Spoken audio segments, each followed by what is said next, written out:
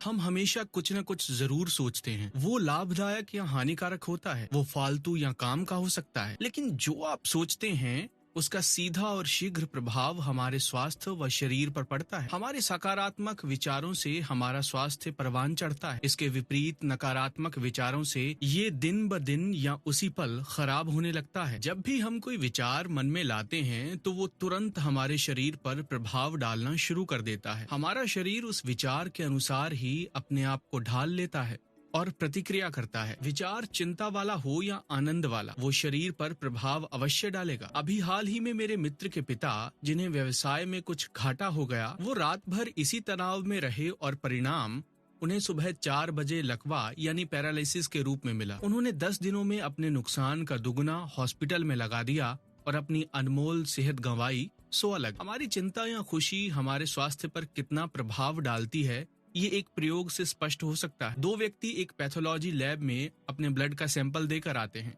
इसमें एक blood cancer का मरीज है तथा दूसरा सामान्य बुखार का। अब पैथोलॉजिस्ट से त्रुटिवश सैंपल बदल जाते हैं, रिपोर्ट की अदला बदली हो जाती है। अब इन दोनों व्यक्तियों की क्या हालत होगी ये आप स्वयं समझ सकते हैं। मान लीजिए कि अब वो व्यक्ति जिसे कि गलती से ब्लड कैंसर की रिपोर्ट दे दी गई है, क्या दवाओं से ठीक हो पाएगा, या उसे किसी अच्छी लैब में एक बार दोबारा टेस्ट को फिर से करवाकर सही रिपोर्ट को देखकर सुकून मिलेगा? हाँ, उसके लिए दवाएं नहीं, सही रिपोर्ट का दर्शन ही उपचार। इसीलिए अगर हम स्वास्थ्य को बढ़ाने वाले विचारों को मन में लाएंगे तो हमारा स्वास्थ्य दिन प्रतिदिन निखरेगा। यदि स्वास्थ्य बिगाड़ने वाले विचारों का भंडार अपने मन में रखेंगे तो निश्चित ही बीमारियों के दलदल में फंसते चले जाएंगे। हम सुबह उठते हैं, दांतों को साफ और सुरक्षित रखने के लिए पेस्ट या मंजन करते हैं, कुल्ला करते हैं, त्वचा को सेहतमंद रखने के लिए नहाते हैं, बालों को संवारते हैं और उनमें तेल डालते हैं, पैरों की सुरक्षा के लिए जूते पहनते हैं। ये सब सावधानियां हम रखते हैं जो कि किसी अंग विशेष को स्वस्थ रखती हैं, लेकिन पूरे शरीर को नियंत्रित करने वाले विचारों को दुरुस्त करने के लिए हम कुछ भी प्रयास नहीं करते। हम नकारात्मकता और कुंठाओं से अपने मन, हृदय और आत्मा के कंधों पर